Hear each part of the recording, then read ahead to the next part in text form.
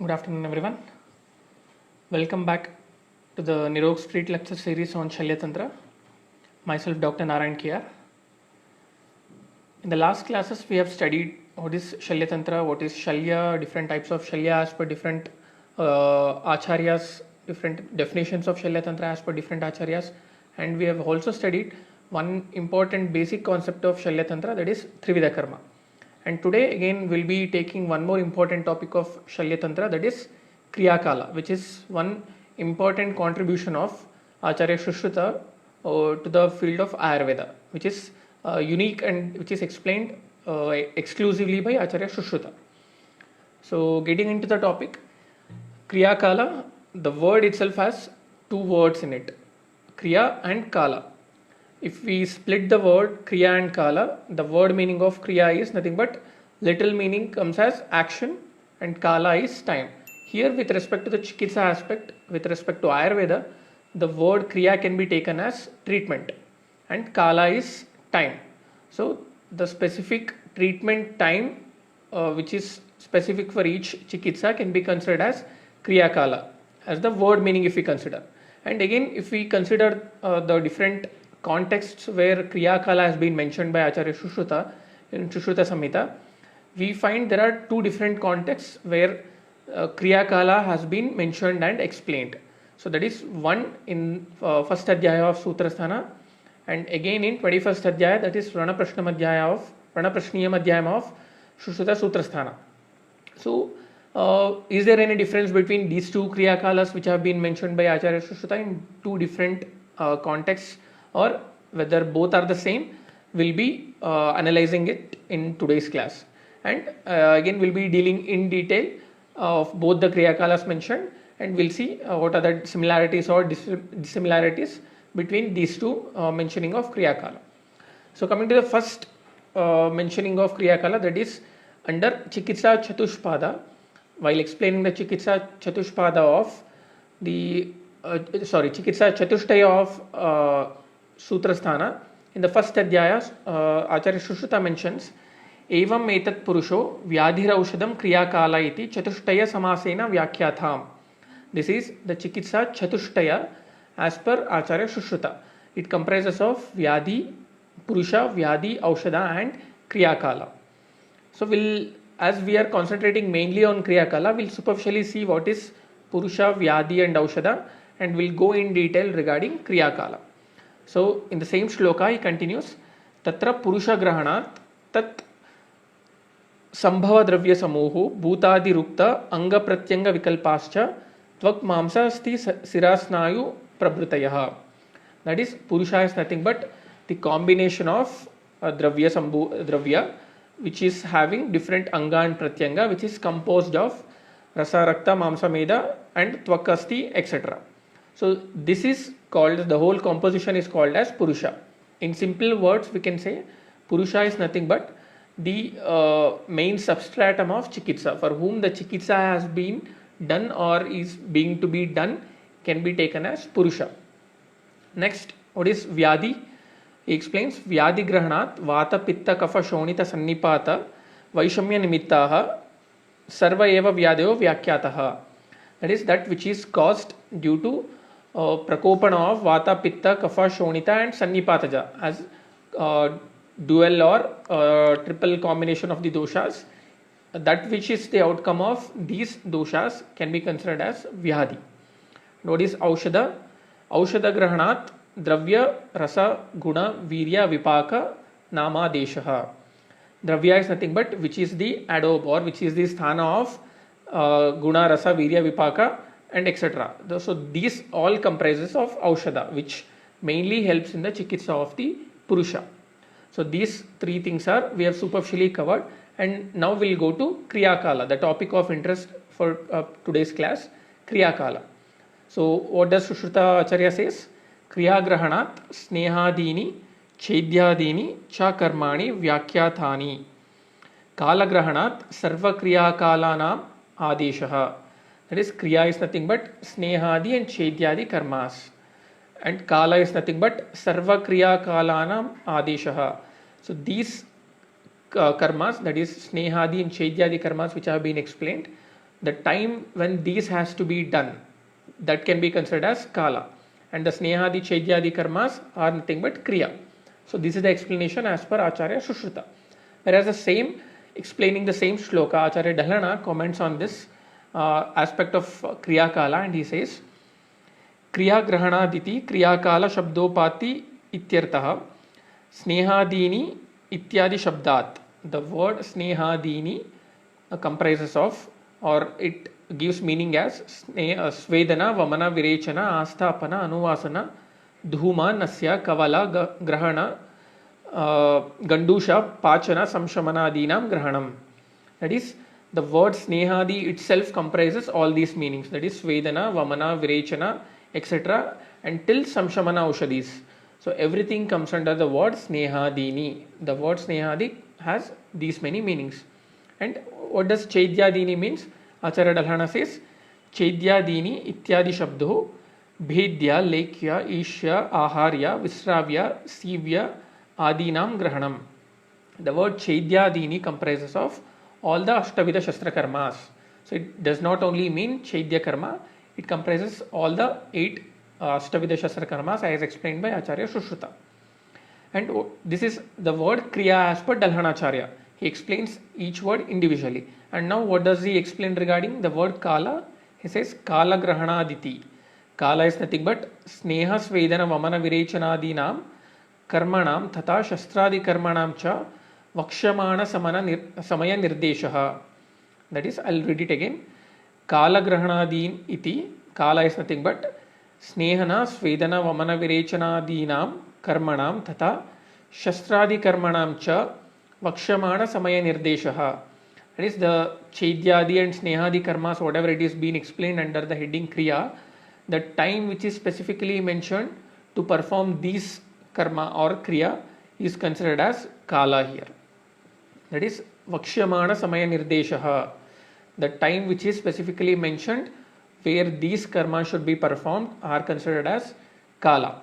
So he further continues and he explains what are the times, specific times. He gives examples of specific times mentioned. He says, Sarva Svedananam Jeedanna Kalaha. For all the types of Svedanas, Jeedanna Kala. Only after the previous meal has been digested, only then Svedana can be done. Vamanasya Purvanna Kala, Virechanasya Prataha, Asthapanetu Madhyane, Anuvasanam Sayanhe. So these are the examples which he gives to explain Kala of Snehana Svedanadi Karmas. So this is as per Acharya Dalhana. So by seeing all these definitions and interpretations by Acharya Dalhana, the Kriyakala which mentioned here, mainly we can analyze that this mainly concentrates or deals with the specific time of administration of various treatment procedure, including Samanaushadhi, Shastra Karma or Aushadha Karma. So it mainly deals with the time of administration of Chikitsa. Whereas next Kriyakala we'll see what is the difference between this Kriyakala and the Kriyakala which is explained in Vrana Prashna Madhyaya, that is 21 chapter of Sutrasthana. And after this, as it deals with administration of Chikitsa mainly, it does not deal much regarding of the progression of the disease or when the disease Chikitsa has to be done depending on the Vyadhi progression. So the main Kriyakala explained under the Chikitsa Chatushtaya here mainly deals with administration of individual specific treatments rather than the treatment specific to each avastha of the Vyadhi.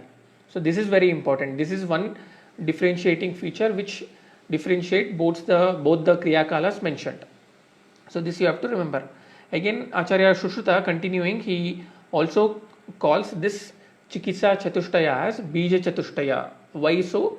He explains it in the next shloka. He says, Bijam iva bijam yathaikam bijam bhumau nikshiptam mula kanda shaka patrai duratura visaritam upajayate tadetam api chikitsa bijam sutra nidana sharira chikitsa kalpasthanadhair visrutam arogya phalam bhavati iti. So the why Chikitsa Chatushtaya has been explained as Bija Chatushtaya is just like when a bija is thrown into the earth when thrown in the soil, it grows into root, stem, branches, leaves and expands further. In the same way, when the bijas, that is the 4 bija which is mentioned, that is nothing but Purusha, Vyadi, Aushadha and Kriyakala. Depending on these bijas, the whole Sushruta Samhita is being explored, or which is explained under headings like Sutra, Nidana, Sharira, Chikitsa and Kalpa. So he gives the examples of, or simile of, bija being thrown and growing into Mula, Kanda, Shaka, etc. Just like these 4 bijas, Aushadha, that is the Purusha, Vihadi, Aushadha and Kriyakala, when they are used, they give rise to the Samhita, which gives the phala of Arogya. Arogya phalam bhavati iti. This simile has been explained by Acharya Sushruta. So based on these 4 chatushtayas, the whole Sushruta Samhita has been compiled and dividing into branches like Sutra, Nidanadi, etc. So this is the concept of Kriyakala as explained in first chapter of Sutrasthana by Sushruta under the heading Chikitsa Chatushtaya. Moving on, we'll see what does the Kriyakala as explained by Sushruta in 25th chapter of Sutrasthana. In the 25th chapter of Sutrasthana, 36th shloka, Acharya Sushruta says, Sanchayam cha prakopam cha prasaram sthana samshrayam vyaktim bedam cha yoveti doshanam sa bhaved vishak. That is the 6 stages of Kriyakala, or the 6 stages of progression of the disease are Sanchaya, Prakopa, Prasara, Sthana Samshraya, Vyakti, Beda. So the person or the Vaidya who knows these stages of the doshas, or who can diagnose these stages depending on the lakshanas of the doshas, only he'll be called as a Vaidya or Bishak. A successful Vaidya should be able to differentiate between all these Vihadi Vedas. Moving on, in the next shloka he says, that is in the 21st chapter, 37th shloka he says, Sanchaye apahruta dosha labhante na uttara gatihi te tu uttarasu gatishu bhavanti balavattaraha. That is the word, first word is important. Sanchaye apahruta dosha. In the Sanchaya avastha itself, if the doshas are apahruta, if they are taken away or if they are subsided, labhante na uttara gatihi. The doshas will not acquire the succeeding gatis. They will not move into the next avastha, or they will not go to the next gati. So then what happens? Te uttarasu gatishu bhavanti balavattaraha. If apahruta of the dosha in the Sanchaya avastha is not done, so as the gati keeps on increasing, or as the stages keeps on progressing, there is balavattaraha. The doshas gets balavattaraha, and the vyadi from sadhyavastha in sanchayavastha, they move towards the asadhyavastha in vyakta and bhedavastha. So this Kriyakala, which is mentioned by Acharya Sushruta in 21st chapter, gives an idea of the progression of the vyadi rather than specific administration of the chikitsa. So based on this progression of the vyadi, we can decide when the treatment or intervention or interception has to be done, so that the doshas are removed as early as possible and it does not progress into the next stage from Sanchaya to Prakopa, Prakopa to Prasara, and further as it goes on. So this is the main difference.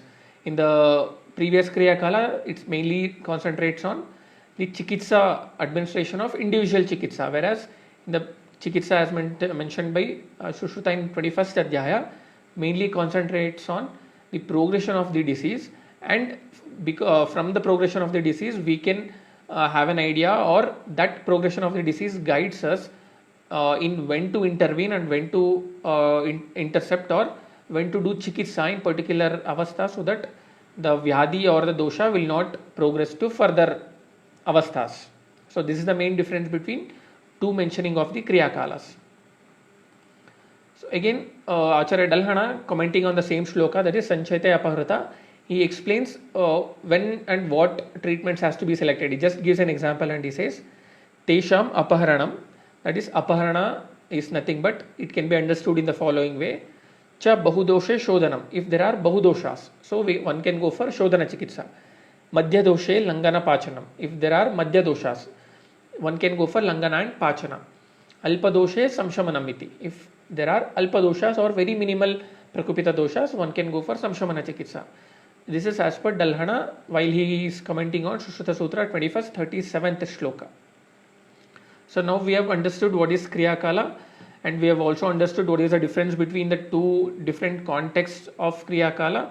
Now we'll go for individual Kriyakalas and we'll understand how does the Vyadhi progresses and what are the changes that occurs and what are the clinical features or the lakshanas that come across in each Sanchaya or Prakopa or Prasaravastha, so that diagnosis of the disease becomes easy and in the same way management also becomes easy. So coming to Sanchayavastha, the first the Kriyakala of first among the Shad Kriyakalas. So in the first definition itself, as per Dalhanacharya, he explains Samhati Rupa Vriddhischayaha. That is Samhati Rupa Vriddhischayaha. If consider the word Samhati, the word Samhati itself means accumulation or gathering or bulking up or heaping, making a heap. So the Samhati can be taken as collecting, accumulating. Samhati Rupa Vriddhi is Chaya. So Samhati Rupa Vriddhi of the doshas can be considered as Chaya. This is as per Dalhanacharya. And again he continues in the same commentary. He says, Eshu Sanchiyante dosha iti Eshu Staneshu doshaha. So in the previous definition he has given accumulation of dosha is Chaya. And where does it accumulate? In the previous commentary has not mentioned where. So in the next commentary he says, Sanchiyante dosha iti eshu sthaneshu doshaha sanchayam ya antityartaha. In the dosha sthana, in the specific dosha sthana, wherever there is samhati rupa vriddhi, there it can be considered as chaya. So sanchiyante dosha iti eshu sthaneshu doshaha. Chayavastha, he says, chayo vriddhi swadhamneva. Chayo vriddhi swadhamneva. So the word Swa and Dhamna is very important here. Dhamna is nothing but a house or an adobe or a place where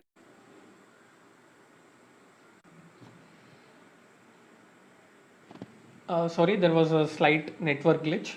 So I think we are back online again. So the word Swadhamneva, we were talking about Swadhamneva. Swadhamna is nothing but Swasthana of the doshas, and wherever there is Swasthana and the dosha vriddhi, the condition can be considered as Chaya or Sanchaya. So this is again as per Ashtanga Hridaya Sutrasthana 12th chapter 23rd shloka. Chayo vriddhi swadhamneva. And again Aruna Datta commenting on giving his commentary on the same shloka, he gives the meaning of Swadhamna. Swadhamne yas thane doshasya ya vriddhi sa chaya uchyate. He explains the word Swadhamna as Sthane doshasya ya vriddhi. Doshasthana, wherever there is vriddhi. The swasthana of the dosha and vriddhi is taking place in the swasthana, then the condition can be considered as chayavastha. This is as per Aruna Datta while he is commenting on Ashtanga Hridaya Sutrasthana 12th chapter 23rd shloka. And this is the definitions of what is chaya and what is swadhamna. And what is next, moving on, what are the types of chaya, sanchaya? So one, the basic broad classification is swabhavika type of sanchaya and aswabhavika type of sanchaya. What is swabhavika? Again, if you divide in the swabhavika into two, the first is avastika and second part is naimittika. Under swabhavika, the classification is avastika and naimittika. Avastika is nothing but depending on the vaya of the Purusha. The normal swabhavika chaya taking place, the dosha chaya taking place is the avastika chaya of the doshas. That is, for example, in balavastha, usually as there is kapha pradhana, there is kapha sanchaya taking place normally. In madhyamavastha, as there is pitta pradhana, there is pitta chaya taking place, and in in vruddhavastha there is vata pradhanata, so there is vata chaya taking place. This is as per the swabhavika avastika sanchaya. And what is naimittika? This is depending on the rutu wise chaya of the doshas. For example, consider In Grishma Avastha there is Vata Sanchaya, and Varsha Rutu there is Pitta Sanchaya, and in Shishira Rutu there is Kapha Sanchaya. So depending on the Rutus, wherever the Sanchaya takes place, that can be considered under Naimittika Sanchaya of Swabhavika. This is one type. And if you consider Aswabhavika, which is not normal, which is not normally going on in the body, this Aswabhavika type of Sanchaya takes place whenever you do Prajnaparada or Asatmi Indriya and Artha Samyoga. When you do these things, there is a prakopa of the doshas which lead to Aswabhavika dosha Sanchaya. So broadly we are considering Sanchaya into Swabhavika, Aswabhavika, Swabhavika into Naimittika and Avastika, Kala, and because of Prajnaparada, because of Asaitmindriya Artha Samyoga, whatever the dosha prakopa or dosha Sanchaya is taking place, that is considered under Aswabhavika. So this is the broad classification of the Sanchaya Avastha of the doshas. So moving on, what are the Lakshanas? Now we have seen Nidanas. So what are the Lakshanas of Sanchaya Avastha and how we can differentiate between whether it is Vata Sanchaya, whether it is Pitta Sanchaya or Kapha Sanchaya. For this, after Sushruta, in Sutrasthana 21st chapter, 18th shloka, Acharya Sushruta says, Tatra Sanchitanam Khalu Doshanam Stabda Purna Koshtata Pitava Bhasata Mandoshmata Changanam Gauravalasya Chayakarana Vidveshas Cheti Lingani Bhavanti. So these are the Lakshanas of Chayavastha depending on individual doshas. That is, Doshanam, Khalu Doshanam, depending on the doshas, Stabda Purna Koshtata. If Vata Sanchaya is taking place, there will be Stabda Purna Koshtata. The Koshta feels as if being Purna, and there will be Stabda. And Pita Vabhasata Mandoshmata.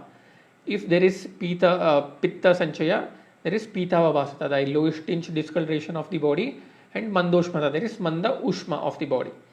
And Changanam, Mandoshmata Changanam, Gauravalasya, this is because of Kapha Sanchaya. That is, there will be Gaurava and Alasya experienced by the person. So these are the general Lakshanas of each dosha Sanchaya. And there is one more specific Lakshana which is mentioned, that is Chayakarana Vidveshas Cheti Linganani Bhavanti.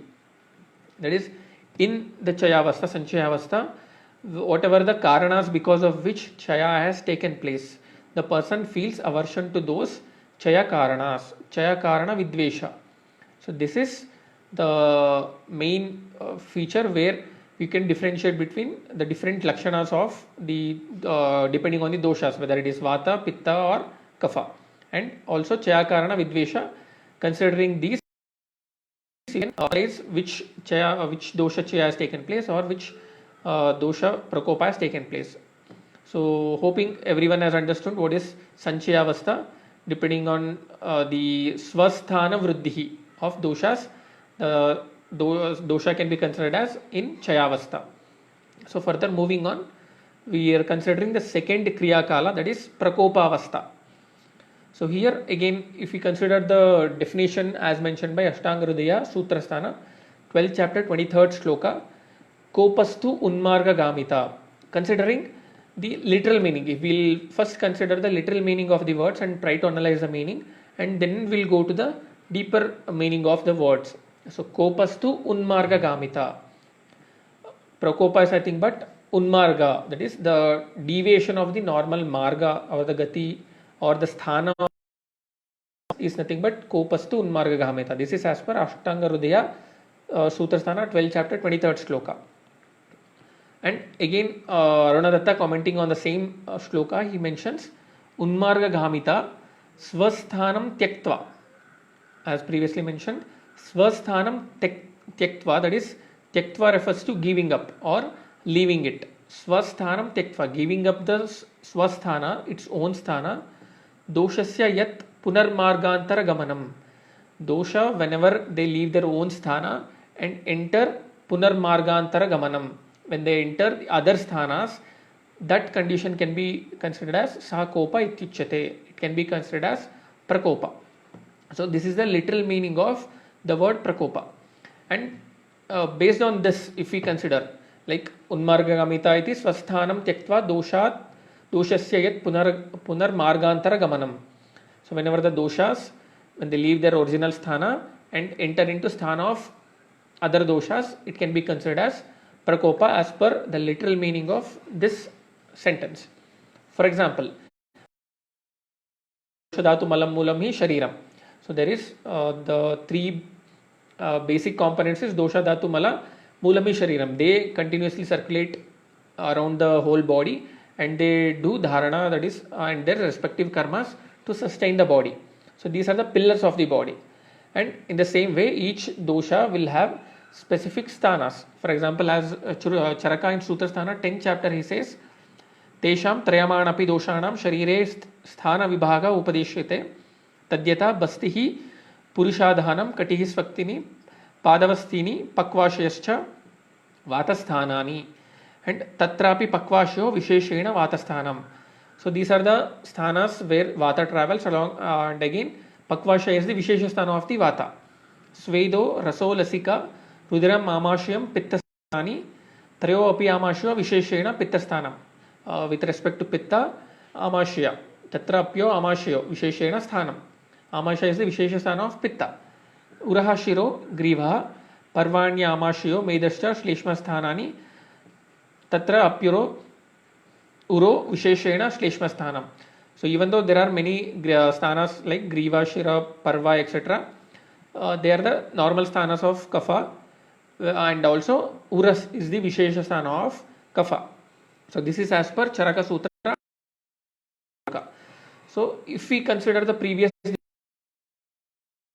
scene, that is the doshas are considered to be in prakopa avastha if they leave their swasthana and go to other sthana, only then they can be considered as prakopa.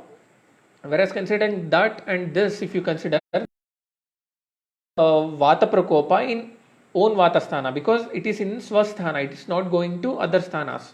So if we consider the literal meaning of the previous sentence, what we swasthanam tyaktva, only if it leaves its own sthana, swasthana, only then it can be considered as. In taking that meaning, if we consider, there cannot be vata, either basti, purisha, kati, sakti, pada and pakvashya, because they are vata sthanas. So vata staying in its own sthana cannot be called as prakupita, right? That is if we take the literal meaning, whereas that is not so, because prakopa of vata can also takes place in its swasthana also, because rogas can takes place in any sthanas depending on the chalana of the doshas, and wherever they get the khavai gunya, their vyadhi takes place. So it can either be in swasthana or other sthanas also. So it means that we are taking a different meaning than which is mentioned by our acharyas in the swasthanam tektya term. So it does not actually or literally mean leaving its own sthana. So right. So what does the exact meaning means then? So we'll see few examples. So based on which we can get to know the exact meaning of what does our acharyas mean by saying swasthanam tyaktva, leaving own sthana. What does they exactly mean? So we'll see few examples. The first one we'll see is Charaka Sutra Sthana 17th chapter 112th shloka. Charaka Sutra Sthana 17th chapter 112 shloka number 112. So there he says Kshayaha sthanam cha vriddhimscha doshanam trividha gatihi urdvam cha adarshcha tiryak vigneyo trividha aparaha. That is, while explaining the dosha gatis along with urdhva, adha and tiryak dosha gati, Acharya Charaka also mentions three other gatis, that is kshaya, sthana and vriddhi. So kshaya, so here we can directly get to know sthana is not only the place or the dosha sthana, it can also be taken as gati, a type of gati. So what does sthana exactly mean here? So Acharya Chakrapani comments and says sthanam swamana avasthanam, sthanam swamana avasthanam, that is swamana, mana is nothing but dravyataha, gunataha and karmataha, normal properties of this dosha, whatever it is, that is considered as sthana. Swamana avasthanam. When doshas are respect to dravyataha, gunataha and karmataha, then they are considered as having sthanagati. This is as per Acharya Chakrapani while he comments on Charaka Sutra 17th chapter shloka number 112. So this is as per Chakrapani. So in the same way, if you consider other doshas also, dravyataha, gunataha, karmataha, if they are in their swasthana, they are considered as prakritavastha. And if they are not in their dravyataha, gunataha and karmataha normal avastha, they can be considered as swasthanam tyaktva. So they have left their dravyataha, gunataha and karmataha properties and they have become prakupita. So this is one interpretation as per Acharya Charaka and Chakrapani's comment. Moving on, get a doubt. We are considering the Kriyakala as mentioned by Acharya Sushruta, whereas we are considering examples as per Charaka and Chakrapani. So you might have a doubt regarding the both acharyas have meant different with respect to the word sthana. And we'll take one more example as per Acharya Sushruta, then this doubt gets cleared.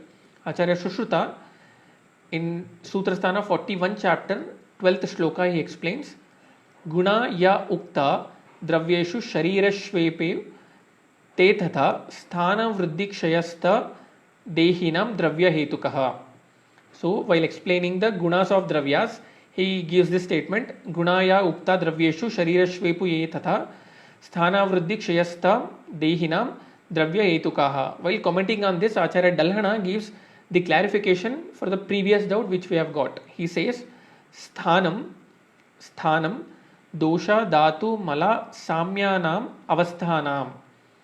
So sthana is nothing but dosha dhatu mala samya avasthanam. The samya of dosha dhatu is nothing but sthana which is mentioned here. Vriddhir dosha der adhikam. Vriddhi is nothing but dosha der adhikham. The gunataha, karmataha and dravyataha adhikata of the dosha is considered as vriddhi. And raso doshadinam.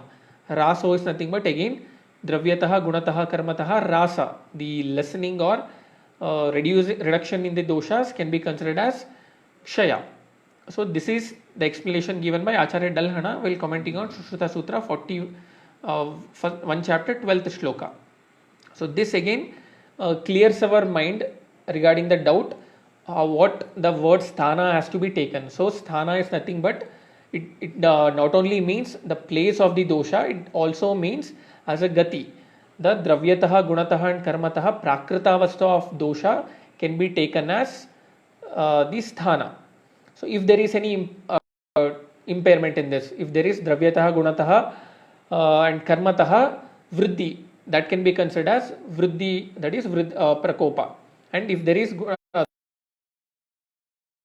rasa, there is reduction, then it can be considered as the kshaya, which can also be considered as a type of prakopa.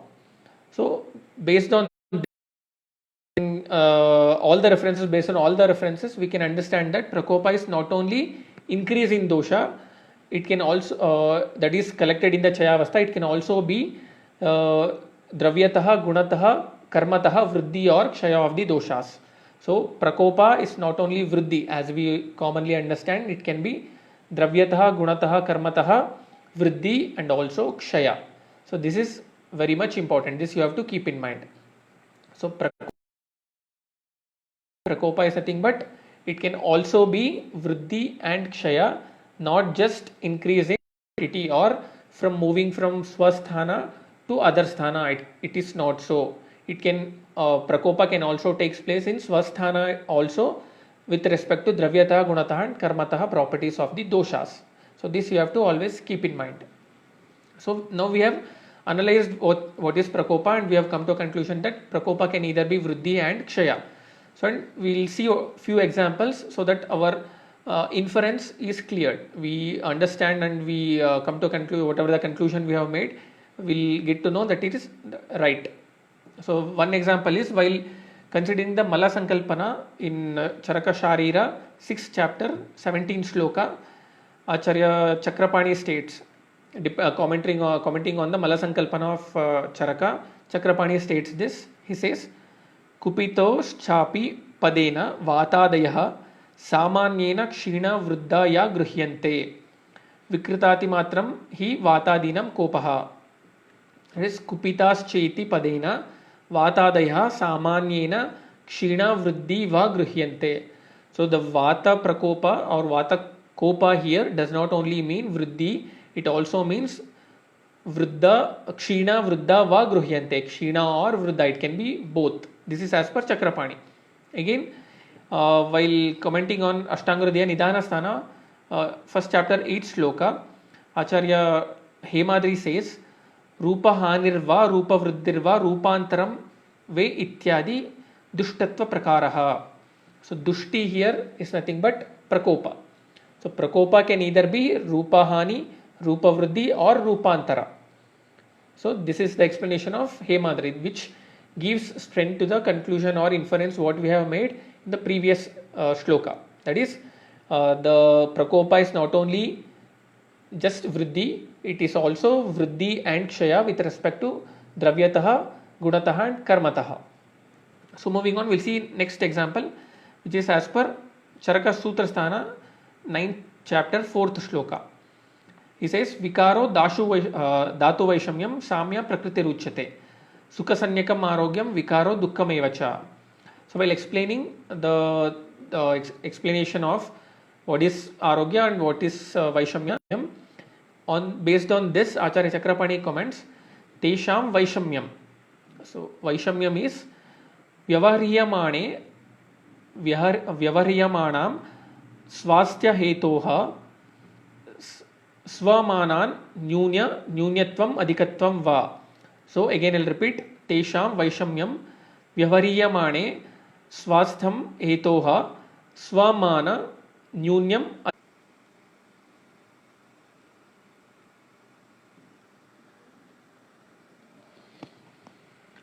Sorry, there was again a slight network glitch.